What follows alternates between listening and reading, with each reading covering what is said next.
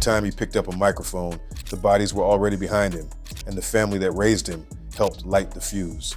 Stay with me, because once you see how this story starts, you'll never hear his music the same way again. A family story that turns dark. This isn't just the story of a rapper who came from the streets. It's the story of a family legacy forged in incarceration, surrounded by violence, shaped by loss, and held together by survival. A legacy that didn't just influence David King Von Bennett, but quietly molded him long before the world ever knew his name. To understand how he became known, not only for his vivid lyrics, but also for the real-world violence tied to his reputation, you have to start inside the Bennett household itself. Before the fame, before the money, before the viral songs and industry attention, there was a young boy growing up in an environment where danger was normal and absence was routine. He watched adults move with fear and respect, learned lessons without them being spoken, and absorbed a reality most children never face. Those early experiences planted seeds that would later define his identity. And the most important chapter of this story begins long before he was even old enough to understand what was happening around him. The Bennett name, power, absence, and street respect. The Bennett family didn't live an ordinary life, even by Chicago standards. David Bennett was born into a world where his father, Walter "Silk" Bennett, was known as a powerful and feared street figure, but one who was rarely home. Silk spent long stretches moving between the streets and jail cells, making his presence in David's life unpredictable and inconsistent. When he was around, he commanded attention without saying a word. His name alone carried authority, but when he disappeared behind bars, the silence in the household was heavy, leaving unanswered questions and emotional gaps that no one knew how to fill. In neighborhoods where survival often depends on reputation, the Bennett name carried serious weight. It brought protection, favors, and a certain level of immunity that most families didn't have, but that same name also came with danger. It painted a target on everyone connected to it, including children who had nothing to do with street politics. David grew up watching how adults reacted to his father. Conversations would stop, body language would change, people moved carefully around Silk, and David noticed all of it. Those moments quietly taught him what power looked like long before anyone explained it.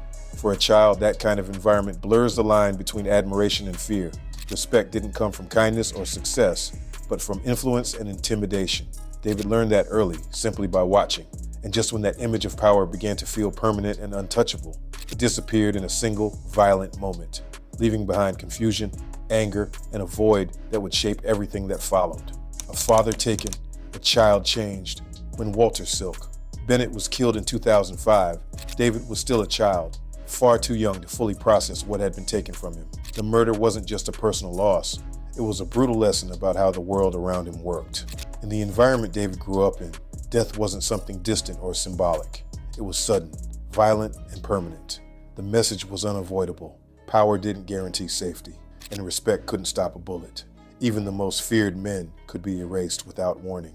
After Silk's death, the family structure began to fracture under the weight of reality. David's mother was forced into survival mode almost overnight, working long hours just to keep food on the table and a roof over their heads. That struggle came at a cost. There was less supervision, less emotional guidance, and fewer moments of stability. Into that gap stepped the streets, offering attention, direction, and belonging where family no longer could. Those closest to David would later say his father's death changed him completely. He grew quieter, more observant, and emotionally guarded. The carefree child disappeared, replaced by someone constantly watching his surroundings and carrying unspoken pain. In neighborhoods like his, grief doesn't fade quietly, it hardens, and the way David learned to carry that pain would shape the rest of his life. Growing up fast in a place that doesn't wait. David didn't grow up in a world that allowed childhood to last.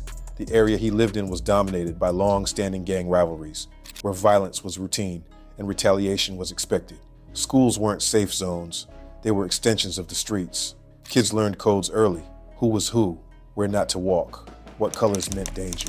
With his father gone and his mother stretched thin, David gravitated toward older kids, already deep in street life. This wasn't rebellion for attention, it was education. He was learning how the neighborhood worked, how power moved, and how respect was earned. And in that environment, respect rarely came without fear. By his early teens, David was already affiliated with known crews connected to major Chicago gangs. This wasn't speculation, is something he later spoke about himself. He didn't stumble into this life. He walked into it knowingly, carrying his father's name and his own unresolved rage. But the moment that truly pushed him over the edge came on a day that should have been a celebration, the birthday that broke him. On his 18th birthday, David witnessed the killing of a close friend, a moment that permanently altered the course of his life. Birthdays are supposed to represent growth, reflection, and new beginnings. Instead, he became another brutal reminder that in his world, life could end without warning.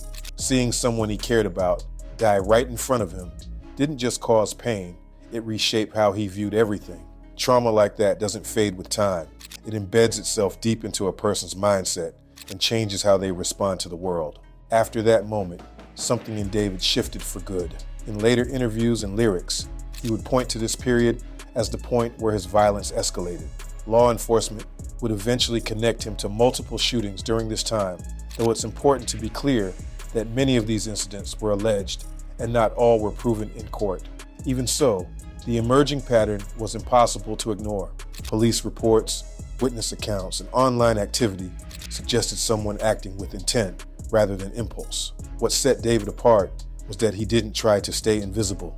He hinted at violence in his music, taunted rivals online, and spoke openly in ways that shocked even people accustomed to street life. That combination of action and bravado quickly built a reputation, one that followed him everywhere and defined how the world saw him. Music as confession, fame as amplifier. When David became King Von, the streets already knew his name. The music didn't create his reputation, it broadcast it. His lyrics were raw, detailed, and violent, often referencing events investigators believed were real. Fans called it authenticity. Law enforcement called it concerning. What separated him from other street rappers was how closely his music aligned with open cases and rumored incidents. Songs weren't metaphors. They sounded like first-hand accounts. Interviews didn't soften his image. They reinforced it. He spoke casually about violence, loyalty, and death, as if these were ordinary milestones. To fans, that honesty made him compelling. To critics, it raised serious questions. Was this art imitating life, or life bragging through art? Either way, fame acted like gasoline on a fire that was already burning. The more attention he got, the more the past followed him. And the family legacy that started it all never truly let him go. Generational trauma and the final outcome. The Bennett family didn't set out to create a monster. They were surviving in a system that failed them long before David was born. Incarceration, poverty, and violence weren't choices as much as constants, but exposure shapes behavior, especially when loss goes unhealed. David inherited more than his father's name. He inherited his environment, his enemies, and his unresolved grief. Without intervention, trauma turned into aggression, and aggression turned into identity. By the time success arrived, the damage was already done. His life ended violently, just like his father's. And in that ending, the cycle completed itself. The same streets that raised him, hardened him, and celebrated him ultimately took him too. Which leaves one final question that lingers long after the music fades. Was King Von a product of choice, or the inevitable result of a legacy that never gave him another option? Because once you understand how the Bennett family lived, loved, and lost, you realize this story was never just about rap. It was about what happens when trauma is inherited and no one knows how to stop it.